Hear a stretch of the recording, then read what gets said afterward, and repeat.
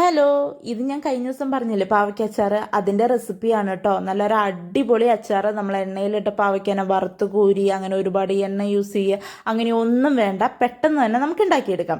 അപ്പോൾ എന്തൊക്കെയാണ് വേണ്ടതെന്ന് നോക്കിയാലോ. അതേ പച്ചമുളക്, ഇഞ്ചി, പിന്നെ അതേ വെളുത്തുള്ളി. എനിക്ക് അച്ചാറിൽ വെളുത്തുള്ളി കുറച്ച് കൂടുതൽ ഇഷ്ടമുള്ളതുകൊണ്ടാണ് ഞാൻ കുറച്ച് അധികം എടുത്തേക്കുന്നത് കേട്ടോ.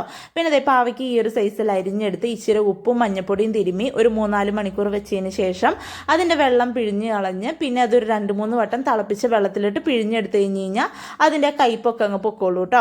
പിന്നെ ഇത് ചീഞ്ചട്ടി വെച്ച് ചൂടാക്കി അതിനകത്തേക്ക് നല്ലെണ്ണ ഒഴിക്കുന്നത് എന്തിനാണെന്ന് വെച്ച് കഴിഞ്ഞാൽ പെട്ടെന്ന് കേട് വരാതിരിക്കാൻ വേണ്ടിയിട്ടാണ്. നല്ലെണ്ണ ഒഴിച്ച് ചൂടായതിന് ശേഷം ഉലുവയും കടുകും പൊട്ടിച്ചിട്ട് പിന്നെ ഇത് ഇഞ്ചിയും വെളുത്തുള്ളിയും പച്ചമുളകും ഇട്ട് ആവശ്യത്തിലേറെ തന്നെ കറിവേപ്പില ഇട്ട് അത് മൂത്ത് വന്ന് കഴിയുമ്പോൾ അതിനകത്തേക്ക് മുളക് പൊടിയും മഞ്ഞപ്പൊടി അതുപോലെ അച്ചാർ പൊടി ഇട്ട് നല്ലോണം ഇളക്കുക.